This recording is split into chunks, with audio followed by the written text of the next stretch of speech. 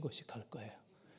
그래서 오늘 같이 말씀 나누는데 예수님의 신방이라는 제목으로 말씀을 선포해 주십니다. 우리 귀한 은혜 받으시기 바랍니다.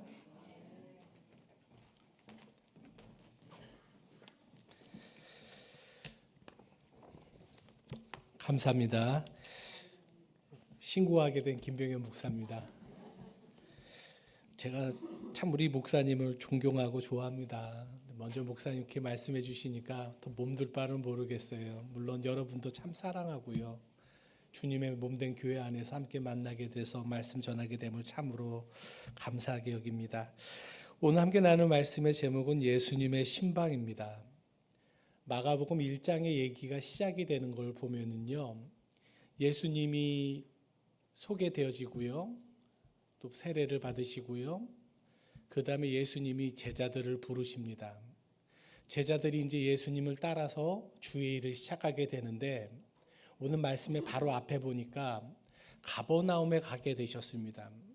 가버나움에 가셔서 회당에 들어가셔서 안식일에 말씀을 선포합니다. 많은 사람들이 놀랐다고 얘기합니다. 많은 사람들이 예수님의 말씀에 권위를 느꼈고 예수님이 어떤 분인가 하는 마음에 예수님을 바라보게 됩니다. 그때 마침 귀신 들린 한 사람이 있었어요. 예수님이 그 사람에게 귀신을 내어 쫓고 그 다음에 오늘 말씀이 시작이 됩니다. 그렇게 모든 예배와 다 끝난 것 같았습니다. 그리고 이제 가버나움에 회당 바로 앞에 있는 바로 앞집이에요. 베드로의 집에 가게 됩니다. 베드로의 집에 갔다라는 얘기로 오늘 시작이 됩니다. 29절입니다. 회당에서 나와 곧 야고보와 요한과 함께 시몬과 안드레의 집에 가시니 회당에서 나와서 이제 곧 베드로의 집에 가게 됐다고 성경 말씀은 얘기합니다. 베드로의 집에 갔을 때 이야기가 오늘 시작인데요. 우리가 여기서 눈여겨봐야 될 구절이 바로 안식일이라는 겁니다. 사실은 우리는 안식일에 대해서 그렇게 관심이 있지 않습니다. 우리는 주일에 대해서 관심이 많지 안식일이 뭐 그렇게 중요해 이렇게 생각이 될지도 모르겠습니다. 그런데 안식일은 유대인들에게는 매우 중요한 그와 같은 날입니다. 특별히 하나님께서 안식일을 창조하셨고 그리고 안식일에 쉬셨고 사람들은 안식일날 쉬어야 된다는 인식이 강했기 때문에 이 사람들에게는 안식일을 범했느냐, 안식일에 뭘 했느냐가 중요한 주제요 질문이었습니다. 어느 정도냐면요, 예를 들어서 전쟁이 났어요. 전쟁 중에일지라도 안식일은 전쟁을 하면 안 됩니다. 안식일은 쉬라고 했고 또 주님이 그렇게 하셨기 때문에 우리도 마땅히 그래야 된다고 생각합니다. 군인이 전쟁하다 말고 오늘은 안식일이니까 아무것도 안 할래. 말이 안 됩니다. 어느 정도냐면 공격을 받고 우리가 난타를 당해도 가만히 있어요. 안식해야 되는 날이기 때문에. 거룩하게 지내야 되는 날이기 때문에. 그리고 그뿐만이 아니라 가까운 어느 곳도 가지 않습니다. 음식도 만들지 않고요. 심지어는 지금도 그래요. 엘리베이터를 타면은요, 엘리베이터를 누르지 않아요. 일하는 것이라고 생각하기 때문입니다. 유대인들이 6일 전쟁을 치렀던 적이 있었죠. 왜 6일이냐면 안식일 다음 날부터 안식일 전까지 전쟁을 치른 거예요. 6일 안에 맞췄어요. 안식일을 범하면 안 된다고 생각했기 때문에. 그런데 오늘 성경 말씀에 보니까 이 바로 말씀 전에 보니까 예수님이 귀신 들린 한 사람을 하필이면 안식일 날 고치시더라고요. 안식일 날 귀신 들린 사람이 나오니까 그 사람을 고치셨어요. 사람들이 수군거리기 시작했고요. 굉장한 그와 같은 이야기들이 구설수가 오르기 시작됐습니다. 한마디로 예수님이 도마 위에 올라가신 거예요. 사람들의 막 얘기하는 그 말 위에 올라가게 된 겁니다. 그 다음에 예수님이 베드로의 집에 가게 되었다고 하잖아요. 그리고 오늘 말씀해 보니까 베드로의 장모를 만났고요. 베드로의 장모를 만난 다음에 베드로의 장모를 고쳐주시잖아요. 급한 일이 아닐 텐데. 급한 일이 아닐 것 같은데 왜 그렇게 하셨을까라는 겁니다. 가버나움으로 다시 돌아가 볼게요. 가버나움은 이 제자들의 고향입니다. 예수님이 많은 사역을 하셨던 곳이고요. 사역을 시작했던 동네가 이 가버나움입니다. 그래서 지금도 성지순례를 가면 가버나움에 꼭 가게 돼요. 그리고 회당에 둘러서 거기서 얘기를 하고 혹은 예배를 드리면서 여기서부터 예수님이 사역을 시작했다라고 얘기를 하면서 함께 기념하고 기리는 시간을 갖습니다. 그리고 그와 같은 일을 한 다음에 바로 앞집에 베드로의 집을 가면서 여기가 베드로의 집이라고 합니다. 껄껄껄 이렇게 웃으면서 얘기를 주고받습니다. 그런데 우리가 생각해 봐야 될 게 있어요. 베드로의 집이 그 옆에 있고 베드로가 마땅히 그 일을 시작했은 다음에 예수님이 찾아오셨을 때 예수님이 찾아갔던 그와 같은 중요한 집이라면 그 집에는 또 다른 의미가 있을 거라고 생각이 됩니다. 유대인들은 전통적으로 손님이 내 집에 오게 되면은요, 그 집의 주인을 비롯해서 온 가족이 손님을 맞이하는 전통이 있습니다. 손님을 극진히 대접을 한대요. 그 사람을 알든지 모르든지, 그 사람이 낯선 사람이든지 낯설지 않든지 그 사람을 돌보고 섬기는 일을 중요하게 여깁니다. 유대인들이 나그네 전통 혹은 유목민 전통이 있기 때문이 아닌가 생각이 됩니다. 광야에서 도움이 필요한 사람을 돕는 것은 단순히 대접을 했네 안 했네의 문제가 아닙니다. 그 사람의 생사가 달린 문제일 수 있기 때문에 좋고 나쁘고를 떠나서 모든 사람이 그 일을 마땅한 도리로 의무로 생각하면서 그 일을 하게 됩니다.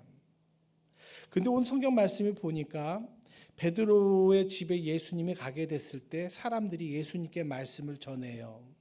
뭐라고 말하냐면 30절입니다. 시몬의 장모가 열병에 누워 있는지라 사람들이 곧 그 여자에 대하여 예수께 여짜온대. 사람들이 시몬의 장모가 열병으로 누워 있습니다라고 얘기하면서 이 여인에 대해서 여인이 어떤 사람인지 여인의 상황에 대해서 설명하는 이야기를 나누었다고 합니다. 나그네 전통에 따르면은 그 집의 식구들이 함께 손님을 대접하는 게 마땅할 텐데 더욱이나 그 집의 주인 혹은 어른이 되는 이 장모의 역할이 분명히 있을 텐데 장모가 열병으로 누워 있다고 성경 말씀은 이야기합니다. 제자들이 아마 열병으로 이 여인이 누워 있습니다라는 말을 하게 된 것은 분명 예수님 웬만하면 이 집에 오늘 가지 않는 게 좋을 것 같습니다라는 의미도 담겨 있을 거라고 생각이 됩니다. 여인이 이 장모님이 누워 있는데 가지 않는 게 좋을 것 같아요.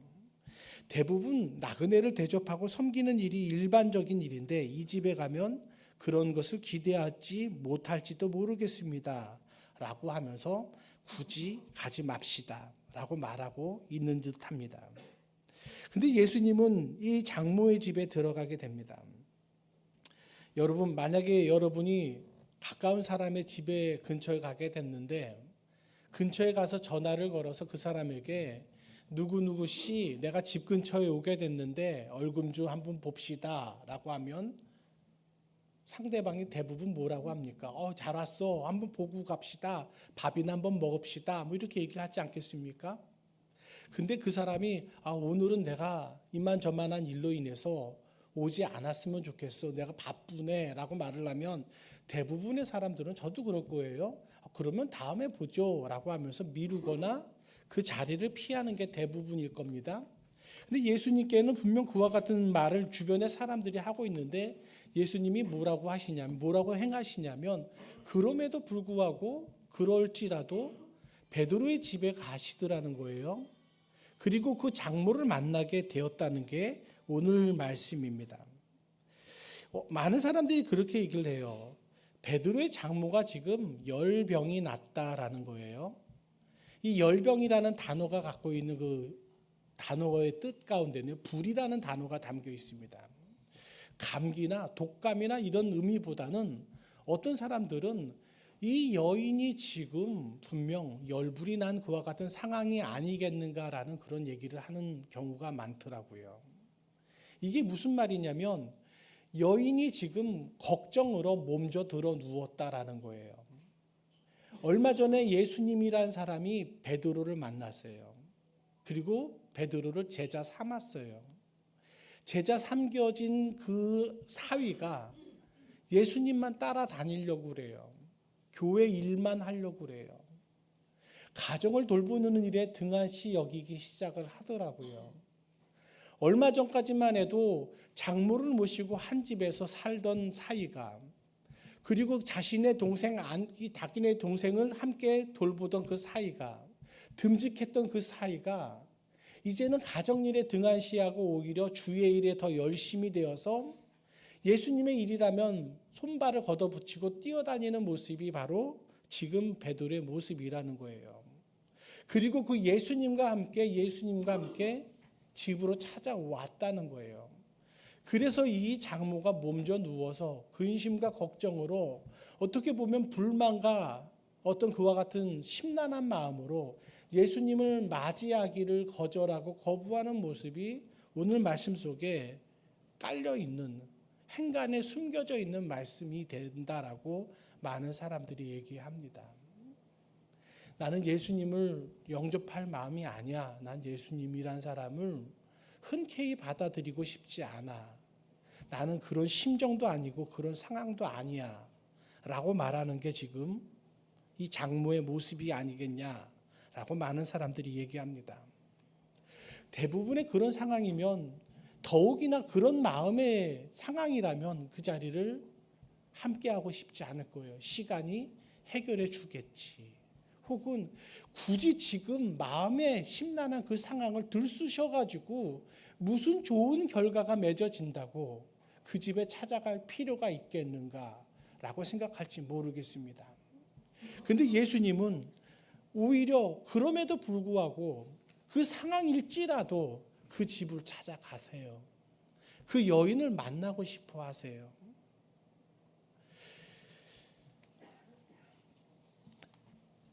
어떤 상황이 누구에게 안 좋게 되어지면 사람들이 그 상대방을 불편하게 여겨요. 그 사람을 염두에 두지 않고 거리를 두는 것이 오히려 편하다고 생각할지도 몰라요.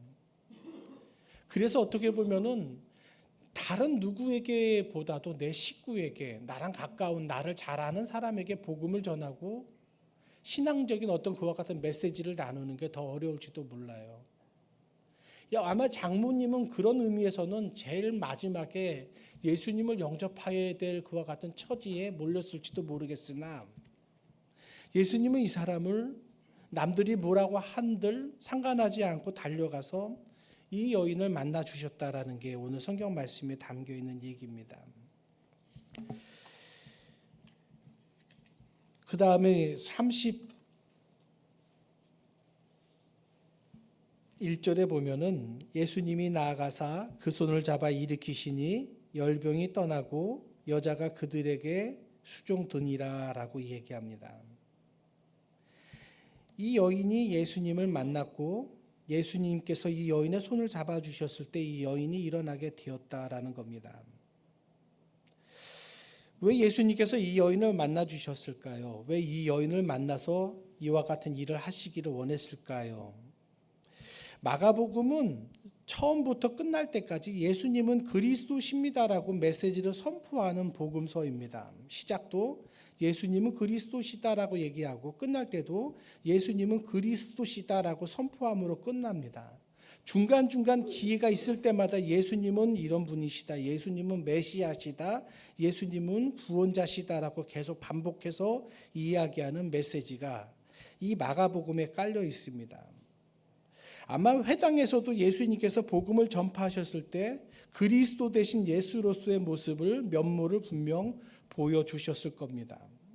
분명 설교를 하셨고 말씀을, 메시지를 전달했을 겁니다. 그런데 예수님께서 말씀하셨을 때, 예수님께서 설교하셨을 때 사람들이 권위를 느끼고 놀랐는지는 모르겠으나 예수님께서 전하시고자 하는 그 메시지는 말에서 끝나는 것이 아니었다고 생각이 됩니다. 말로만 이러이러합니다, 이러해야 됩니다라고 외치고 끝나는 데서 메시지가 선포되어지고 끝나는 것이 아니었어요. 그래서 귀신 들린 사람이 있었을 때 안식일임에도 불구하고 그 귀신 들린 자를 회복시키시는 일에 대해서 주저하거나 망설이지 아니하셨습니다. 이 사람이 회복되어지고 구원받는 것 그 자체가 메시지고, 예수님이 구원자시고 그리스도시다라는 것에 대한 증거이고 증표이기 때문입니다. 이 어떻게 보면 귀신 들린 사람을 낫게 한 것은 예수님이 설교하고 예배 드리고 난 2부 행사처럼 다른 그와 같은 별책부로처럼 행했던 일이 아니라 이 사람은 구원은 그 자체가 이미 메시지고 메시지 일부분으로 포함되어지는 일이었다라는 겁니다. 그리고 그와 같이 생각해서 성경 말씀을 들여다보기 시작하면 이 베드로의 장모를 만나기 위해서 이 집에 찾아오시고 몸져 들어놓은 이 여인의 손을 잡아주신 그 일도 메시지가 분명 있는 일이었다고 생각됩니다. 그리스도십니다. 구원자가 되십니다라고 100번 떠들면 뭐합니까? 실질적인 사람들에게, 주변에 있는 사람들에게는 메시아가 되지 않고 구원자가 되지 않고 하나님이 되지 않는다면 무슨 의미가 있겠습니까? 베드로의 장모를 만나시고 베드로의 장모에게 그리스도가 되시는 일을 하신 일이 오늘 성경 말씀의 본문에 나와 있는 이야기입니다. 손을 잡아 일으키셨다라고 성경 말합니다. 나아가사 그 손을 잡아 일으키시니 열병이 떠나고 여자가 그들에게 수종드니라라고 얘기합니다. 손을 잡았다, 그리고 일으켜 세웠다고 얘기합니다. 일으키다라는 단어가 자주 종종 사용되어집니다. 복음서에서는 주로 부활하다라는 의미가 이 단어 속에 깔려있는 또 다른 의미이고요. 제자가 되었다는 의미도 이 가운데 담겨져 있고요. 거듭나다라는 단어도 이 가운데 담겨져 있습니다. 손을 잡아주시고 이 여인과 함께 하시고 함께 했을 때 이 여인이 비로소 예수님을 만나고 예수님으로 인해서 거듭나게 되고 새 사람이 되고 제자가 되고 거듭난 신앙으로 구원받는 역사가 일어나게 되었다라는 단어가 이 짧은 단어 속에 함축적으로 담겨져 있는 겁니다. 오늘날 신앙생활을 하면서도 우리도 이와 같은 가정이 반드시 필요하다고 생각이 됩니다. 주님께서 내 손을 잡아주시는 일들이 일어나야 됩니다. 그리고 주님께서 나를 일으켜 세우시는 일들이 분명히 일어나야 된다고 생각이 됩니다. 이것이 없이 그냥 말로만 듣고 귀로만 듣고 그리고 동의하고 그래 좋다라고 이해하는 것에서 그친다면 온전한 신앙이요 신앙생활이라고 말하기가 쉽지가 않을 겁니다. 교회 학교 학생들, 특별히 중고등부 학생들이 청년기 때, 청소년기 때, 10대 때 수련회를 가는 일들이 아마 우리 주변에 많이 일어날 거라고 생각이 돼요. 일어나야 된다고 생각이 됩니다. 아이들이 수련회를 갈 때 선생님들과 혹은 전도사님들과 목사님들이 바라고 기대하는 게 있습니다.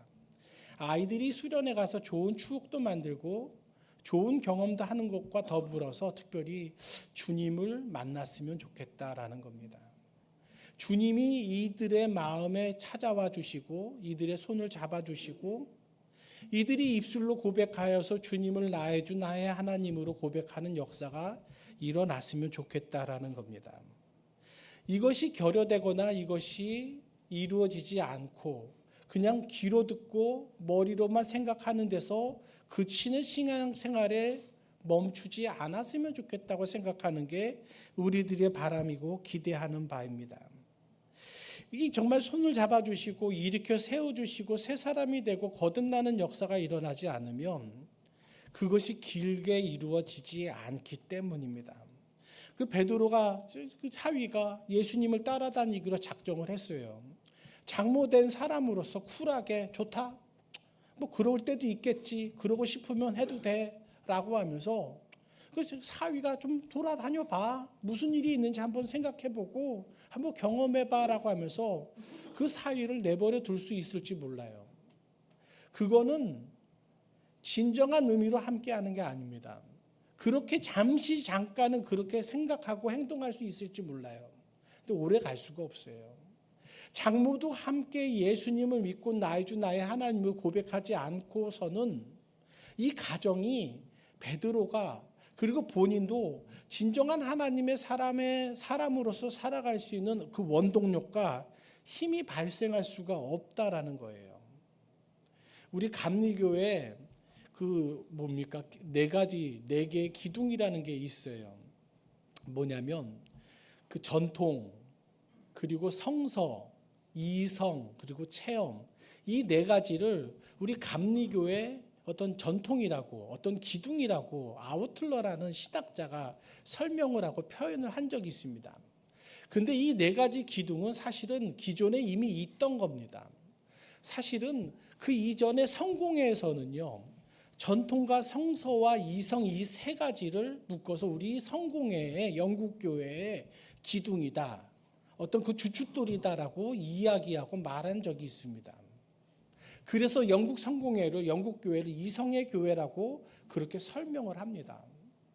그리고 그 이전엔 개혁교회 혹은 그 개신교회에서는 전통과 성서를 그 중요한 두 가지 축으로 생각을 해요. 이전에 천주교는 전통을 중시 여기는 옥소도스한 그와 같은 교회를 지향하는 그와 같은 교회였다면, 이 개혁교회에서는, 개신교회에서는 아니다. 오직 성경으로 돌아가야 된다. 하나님의 말씀에 뭐라고 쓰여져 있는지 그걸 들여다봐야 되고 그걸 기준으로 삼아야 된다고 하면서 두 개, 전통과 성서를 붙들었어요.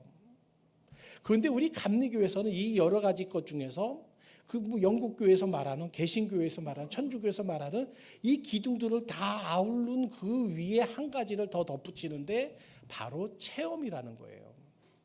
내가 믿고 내가 고백하고 내가 주님을 만나고 주님이 내 손을 잡고 날 일으켜 세워주지 않고서는 내가 온전한 신앙자가 될 수 없고 신앙인이 될 수 없다라는 게 바로 우리 감리교인들의 이야기라는 겁니다.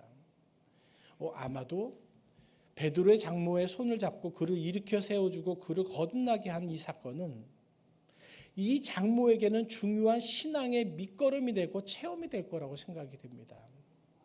그리고 우리 아이들에게도 그와 같은 체험과 어떤 고백이 이루어지기를 바란다고 얘기했는데, 이게 정말 어떻게 보면은 마땅하고 정말 분명한 그와 같은 이유가 되지 않겠나가 생각이 된다라는 겁니다.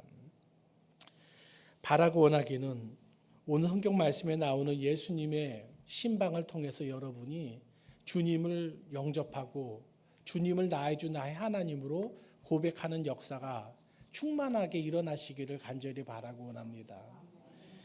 저는 한국 사람이라서 3세번을 좋아합니다. 두 가지 얘기를 했는데 마지막 얘기를 하나 더 하고 싶어요. 시간이 조금 지체돼도 해야 될 것 같아요. 한번 생각해 보세요. 예수님께서 가버나움에서 회당에서 말씀을 선포했어요. 사역이 시작이 됐습니다. 그리고 그날이 비록 안식일일지라도 귀신 들린 자를 낫게 하셨습니다. 그것만 해도 굉장한 그와 같은 센세이션한, 많은 사람들에게 예수의 소문이 퍼질 수밖에 없는 정말 그와 같은 일, 구설수에 오를 수 있는 그런 일이라고 생각이 됩니다. 그런데 그 상황에서 하필이면 가정에 들어가시더라고요. 베드로가 수제자라서 그럴 수도 있겠죠. 회당 옆집이라서 물론 그럴 수도 있을 겁니다. 근데 베드로이기 때문에, 그 옆이기 때문이라고 생각하지 마세요. 저는 우리 하나님께서는 우리의 그와 같은 신앙의 어떤 그와 같은 영역에서 가정에 대해서, 우리의 삶에 대해서 얼마나 중요하게 여기고 관심을 갖고 있는지를 우리가 좀 들여다봤으면 좋겠어요. 제일 먼저 찾아간 곳이 가정이에요. 우리들의 집이에요. 우리들의 삶의 자리로 주님께서는 찾아오시고 그 일을 무엇보다도 먼저 하시기를 원하셨다라고 말씀드릴 수가 있습니다. 우리의 가정이 중요합니다. 우리의 가정 내에서의 신앙이 중요합니다. 아무리 세상적으로 성공을 하고 많은 일을 하면서 산다 한들 가정이 평안하고 행복하지 않으면, 가정이 신앙적으로 충만하고 풍성해지지 않으면 허당일 겁니다. 뭔가 잘못되었다고 말할 수가 있을 겁니다. 그냥 베드로를 데리고 다니면서 주의 일을 열심히 하실 수도 있을 거예요. 그리고 그렇게 하시는데 조금도 문제가 되거나 어려움이 있는 것이 아닐 겁니다. 그런데도 베드로의 집을 찾아가시고 장모를 만나주시고 장모와 함께 해주신 다음에 그리고 이 가정을 회복시키시는 일을 주님께서 하셨다라는 거예요. 특별히 방법적으로 한번 보세요. 베드로의 장모의 손을 잡아주셨어요. 손을 잡아주시고 그리고 이 장모를 일으켜 세웠다고 얘기합니다. 저는 그 두 동사 사이에는 분명히 베드로의 장모와 대화를 나누셨을 거라 생각이 됩니다. 어쩌면은 베드로의 장모가 더 주도권을 갖고 많은 이야기를 했을지도 몰라요. 예수님, 우리 사이가요.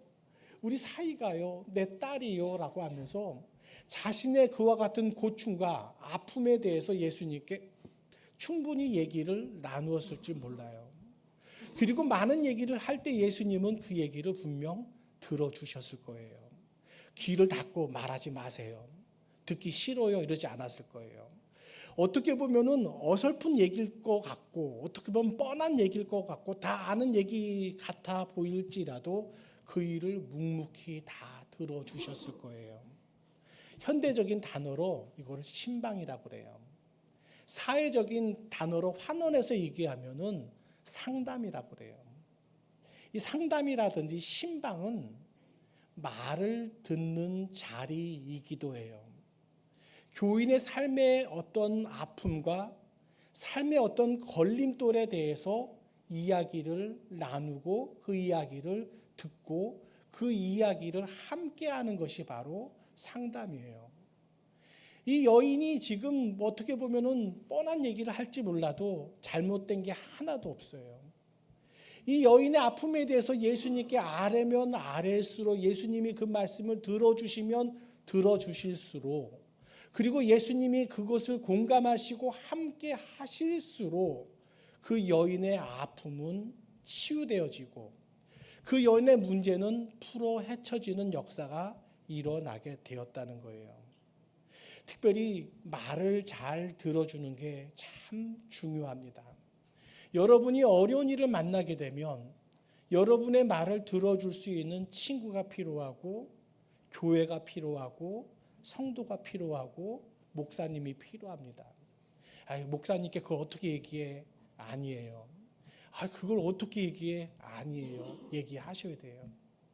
여러분이 얘기를 하면 할수록 상대방은 그 얘기에 함께 동의하고 집중하고 공감하고 함께 그 아픔을 나누어지게 될 때 문제가 해결됩니다. 이 말을 들어주는 게 어렵다고 그래요. 어떻게 보면 상대방이 얘기를 할 때 진지하게 듣는 그 자체가 체력적으로나 정서적으로 굉장히 힘들다고 그래요. 들은 척하고 마음에 담아두지 않을 수도 있어요. 근데 그거는 가짜예요. 의사청취라고 하더라고요. 그렇게 행동하면은 그냥 형식적으로는 지나갈 수 있을지 몰라도 그것을 통해서 그 자리를 통해서 회복이 일어나지 않습니다. 저는 바라기는요. 여러분들이 특별히 이 자신의 아픔에 대해서 고백하고 아뢰는 이것이 우리 가정에 혹은 나에 대한 그 아픔에 대해서 이야기는 그것이 대상이 주님이셨으면 좋겠어요. 주님께 우리가 아뢰고 말씀드리는 것은 부끄럽거나 창피하거나 잘못된 게 아닐 거라고 생각이 돼요. 아니 우리는 교인이고요. 하나님의 사랑하는 자녀이기 때문에 더욱이나 내 하나님 나의 주 나의 하나님께 고백하고 아뢰고 기도하는 것은 너무나 당연하고 너무나 마땅한 거예요. 마치 부모 없는 자녀처럼 부모에게 말할 수 없는 처지의 그와 같은 사람처럼 그걸 어떻게 얘기해? 그럴 필요가 있어. 나 혼자 짊어지고 가야지 라고 하는 것은 정말 상대방을 주님을 나의 주 나의 하나님이 인정하지 않는 그런 모습과도 다르지 않을 수 있다는 겁니다. 24년도를 시작하면서 여러 가지 제목을 주제를 우리가 붙들고 시작을 하는데요. 그 중에 하나 아마 분명 기도가 담겨져 있을 겁니다. 내가 올해는 몇 시간을 기도해 보겠어. 한 주일에 몇 시간씩은 내가 기도해 봐야겠어. 시간적으로 물량적으로 체크하는 바로메타가 되지 말아야 됩니다. 나의 삶을 주님께 고백하고 주님께 아뢰고 주님과 깊은 그와 같은 교제의 시간을 갖는 게 바로 우리 기도의 목적입니다. 하나님께 내 삶을, 내 아픔을, 내 눈물을, 내 기쁨을, 나의 어떤 고민을, 나의 방향을 아랜다. 하나님께 의지하고 의택하는, 그리고 주님이 나의 주 나의 하나님이 되시고 그 주님을 내가 영접하고 주님이 그런 나를 일으켜 세워주셔서 제자로 삼아주시고 거듭나게 만드시고 새 삶을 살게 되어지는 역사가 충만하게 일어나는 올 한 해가 되는 것이 마땅하리라 생각이 됩니다. 그렇게 한 해를 살아갈 수 있는 저와 여러분이 되시기를 바라고 납니다. 기도합니다. 사랑의 하나님 아버지 감사합니다. 하나님, 주님 우리 삶에 찾아와 주시고 우리 삶을 주님 만나 주시고 우리 삶을 내려놓게 될 때 받아주시기를 원합니다. 세상이 대신할 수 없는 그것을 주님이 함께하여 주심으로 인해서 회복되어지는 역사가 일어날 수 있도록